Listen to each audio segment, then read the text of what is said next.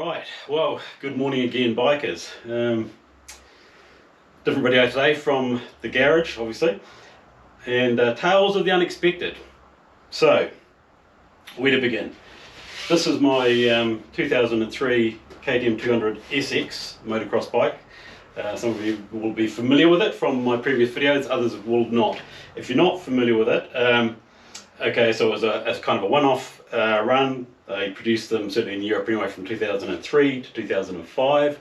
I bought mine new in 2003. What is it? It's a 125 SX, so a 2003 125 SX with a big head on it. And I don't know what other changes beyond that, but basically it's a big 125. It's not a small 250, and I've had it since new. Now, those of you that have seen my riding videos will know that I have a bit of a mixed relationship with this bike. The reason I got it was the idea is that 200 two-stroke is a sweet spot for two-stroke riders. It's a lot easier to ride than a 125 or 250, much more forgiving. Apparently I think it's got about the same max power as the 125 of the time, but it's got a lot more mid-range and torque, so it's a lot of fun to ride. So the engine's great. The suspension was not well regarded at the time, and it's not great. I've got it set up for myself, springed. I've had it revalved by a white belt specialist, but the results have been fair to middling at best. However, the biggest issue by far has been the handling on it. I've never been able to get completely comfortable on motocross tracks, in particular modern loose rotivated motocross tracks in particular. I can't get settled on it. It undermines my confidence. Now, that's been less of an issue than you might think for most of the last 20 years, because for most of the last 20 years I've used this bike for cross country. And to be fair to it, so what I call cross country, what the Brits, some of them would call enduro, to be fair to the bike on off-road riding, it generally hasn't been a big issue. The only real noticeable thing is if you get on a flat out straight, full out in sixth gear, and you hit some good bumps, she's a bit prone to the old head shake, to be fair. But aside from that full out and sixth type issue, once you get down and start manoeuvring on it, she was sweet. So it wasn't too much of an issue with cross country. Actually, it wasn't really an issue at all in the normal course of events. But on the motocross tracks, it's never been great. And now, since the pandemic, my cross country club's folded up. I've gone back to motocross, really enjoying that. But we're onto modern rotivated tracks, and the motor's still fun to ride, but I don't get the handling. Anyway, long story short, I've got to the point where, for obvious reasons, I don't want to sell it. It's 20 years old. It's becoming collectible. It's an odd model. People know what it is, so I kind of like having it. But by the flip side, I've got limited storage space for my bikes, and my bikes are there to be ridden. So I started to get to the point of sort of thinking, well, if I can't get comfortable on it, and I know it's not a two-stroke thing per se. Yes, there are aspects of the four-stroke motor that make them a bit more stable in various ways, but it is not the case that a two-stroke has to be fundamentally unstable. I've had plenty of good, stable two-strokes way back in the past, so I know that it's something to do with this bike, and it's not just two-strokes in general. And I have, for always sort of thought it's in the suspension setup, so I've fiddled, to the nth degree with bitty fork preload and fork height and sag and you name it. And to be fair, it's one of these things, I've made things a little better, but it hasn't solved the problem. Anyway, so I got to the point of thinking, look, if I don't enjoy riding it and I want another two-stroke that's actually better, then maybe I'm going to sell it, right?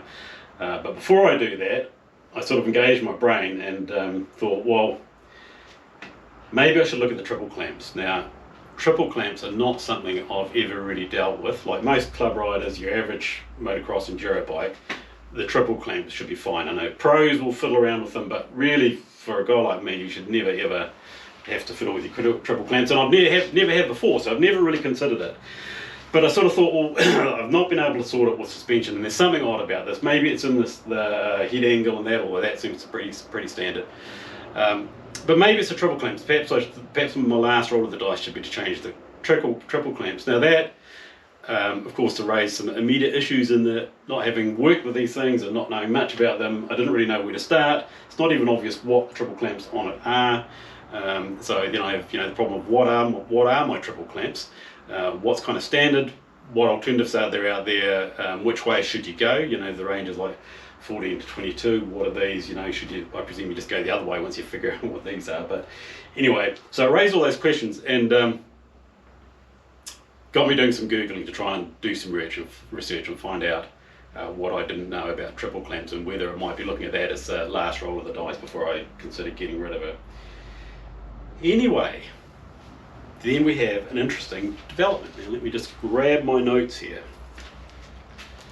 So in my Googling, I came across a review for the 2004 KTM 250 SX done by Motocross Action. Back in 2004, oddly enough. Now, the bike, it's 200 as I say, but actually the chassis, most of the chassis stuff is common across the 125, 250 and the 200 for the years it was in existence. So there's quite a similar thing. So I'll have a read through their review and say what they say. And here they've got a question: how does the KTM 250 SX handle? Answer: this is the crucial question. Why is it so critical? Last year, we hated the 2003 KTM 250 SX chassis. It was the worst handling frame of 2003. It was twitchy.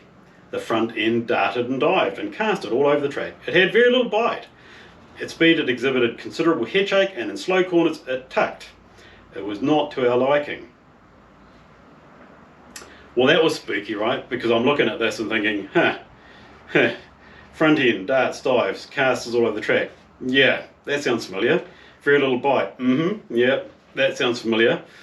Head shake, as I said, yeah, in particular circumstances, definitely. And tucking, I call it pushing, but I'm just a hack amateur. So anyway, this is all sounding remarkably familiar, isn't it? So I thought, well, that's interesting. And so what do they say? So they say, did they fix it for 2004? Answer: well, sort of. Sometimes the Austrians mystify us with their decision making. In 2002, the 250 SX had 20mm offset triple clamps. It had the rep as a lazy handling bike, and most factory racers and MX8 test riders ran 18 offsets in 2002. So for 2003, the Austrian engineers put 14mm triple clamps on the 250 SX. Why? No one knows. It made no sense to go so far overboard. It was as if they were saying, if you want less, we'll give you a lot less. Now for 2004, they've gone back to 20mm triple clamps. It's been a strange odyssey. So here we go, isn't that interesting? So 20 years after I buy this bike, it's like, it may well be that this bike has got 14mm triple clamps, which are an oddity. I'm no expert, but even to me, that's an oddity.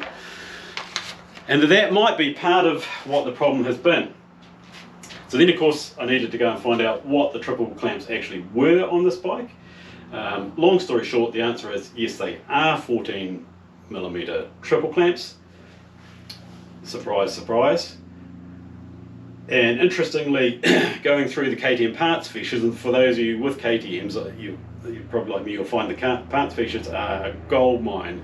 They tell you, what's different across the different models. If you go through time, they can tell you what's worked and what the KTM's gone to and from, and sometimes they retrofit parts. Interestingly, flogging around in the internet on their parts fiche, it's quite interesting. It appears that of all things that they went back in 2005, so this is KTM and the factory fit, to what looks like a 19mm offset. That's based on the part numbers.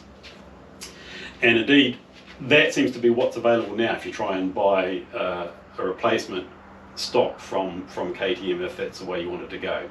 So that's all very intriguing, isn't it? And then beyond that, of course, almost all the bikes now, I think are 20 and 22 are kind of the stock standard.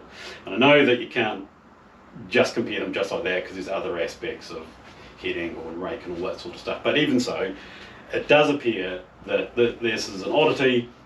These triple clamps are an oddity. And if they bothered professional riders at Motocross Action, then it's perhaps no surprise that they haven't been ideal for a hacker like me.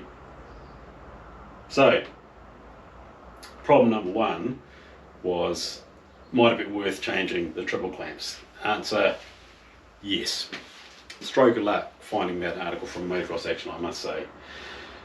Problem number 2 is getting a set of triple clamps for a 2003 200 SX. Surprise, surprise. So anyway, the main suppliers that I know off the top of my head, the sort of the Pro Circuits and the X-Trags and a bunch of others like that, basically had nothing available, and most of them only seem to go back to about 2013 in terms of what they are stocking off the shelf now. So problems with old bikes. However, some further hunting did ultimately solve the problem. Cut. Okay. And here we have it. Fresh from the States, just received today from the courier man. Bud Racing USA, I've never used them before, but good website, selection of stuff going right back to the early KTM models, and of course keeping in mind that most of them, the chassis is standard across lots of models. You'd hope that somebody would do it, and they did. So got these from Bud Racing. I bought them via Judd Racing in the UK, which Judd Racing sold them to me for a very good price compared with what it would have cost to buy them direct from Bud and ship them over. So thank you, Mr. Judd Racing, and pretty decent service too. Ordered them about 2 weeks ago. I got a very polite email a couple of days later saying apologies, but there'll be a few days while they're waiting for stuff to come back in stock, and they've turned up as advertised 2 weeks later. So thank you very much, Judd Racing. We may well be using your services again. Anyway, so new triple clamps. Now, they come in the original 14, 18 and 22. So then, as a numpty non-expert, it's like, well, what do I do now? Now I've got a dimeller. So in its stuff, Motocross Action talks about 18 being the weapon of choice for their riders. As I say, my hunting around on the KTM features suggests that they went to a 19 for about 2005. So I guess the smart money would be to go for the 18. I'm not that smart. I've gone for the 22. And that may be a mistake, but we'll find out, won't we? Anyway, my logic is quite straightforward, and that is I'm a vet rider. I'm looking for stability on the bike to give me confidence and have fun. I don't really need to trade off for the nth degree of turn, to be honest with you.